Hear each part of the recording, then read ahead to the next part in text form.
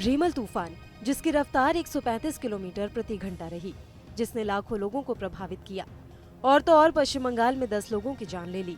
लेकिन रेमल तूफान में भी कुछ लोग ऐसे दिखे जो किसी फिल्मी स्टोरी से कम नहीं। वो फिल्मों में हीरो कहता है ना कि खिलाड़ी वो है जो तूफान में नाव चलाते हैं, तो ऐसा ही कुछ दिखा पश्चिम बंगाल के ईस्ट मेदिनीपुर और कलकत्ता के दीघा में, जहां पर तूफान के निकलने के बाद लोग मछली पकड़ते हुए नजर आए। ये बात तो किसी से छिपी नहीं है कि बंगाल में लोग बड़े ही चाव से मछली खाते हैं, लेकिन आपदा में अवसर ढूंढना किसे कहते हैं, वो आप बंगाल की इन तस्वीरों को देखकर समझ सकते हैं। पश्चिम बंगाल में खतरनाक चक्रवाती तूफान रेमल रविवार रात पश्चिम बंगाल और बांग्लादेश में 135 किलोमीटर प्रति घंटे की रफ्तार से पहुंचा। इस दौरान खतरनाक तूफान ने भारी तबाही मचाई। न केवल पश्चिम बंगाल बल्कि उत्तर पूर्वी राज्यों में भी इसका कहर बरपा। लेकिन जैसे ही तूफान वापस गया, लोगों ने घरों से निकलकर मौसम का लुत्फ उठाया और समुद्र किनारे परिवार के साथ खूब मौज मस्ती की।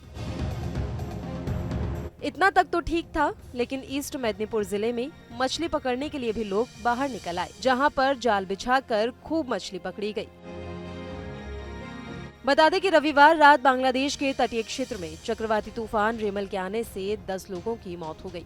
इसके अलावा तूफान के दौरान 1.5 लाख से भी ज्यादा घर क्षतिग्रस्त हो गए।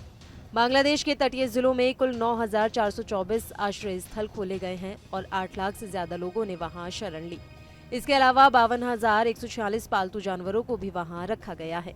बांग्लादेश के प्रधानमंत्री शेख हसीना द्वारा जारी निर्देशों के अनुसार मंत्रालय द्वारा उठाए गए कदमों के कारण कोई बड़ा नुकसान नहीं हुआ। इस बीच चक्रवात प्रभावित क्षेत्रों में लोगों को उपचार प्रदान करने के लिए कुल 1471 चिकित्सा दल गठित किए गए हैं।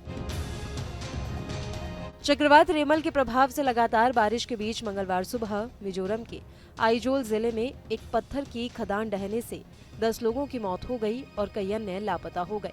ये घटना सुबह करीब 6 बजे आइजोल शहर के दक्षिणी बाहरी इलाके में मेलथुम और हिलीमेन के बीच के इलाके में हुई। पुलिस महानिदेशक अनिल शुक्ला ने बताया कि अब तक 10 शव बरामद किए जा चुके हैं, जबकि कई अन्य अभी भी मलबे में फंसे हुए हैं। मलबे में फंसे लोगों को बचाने के लिए सभी प्रयास जारी हैं। हालांकि भारी बारिश के कारण अभियान प्रभावित हो रहा है। एक अन्य पुलिस अधिकारी ने बताया कि मृतकों में 7 स्थानीय हैं, जबकि 3 राज्य के बाहर के हैं।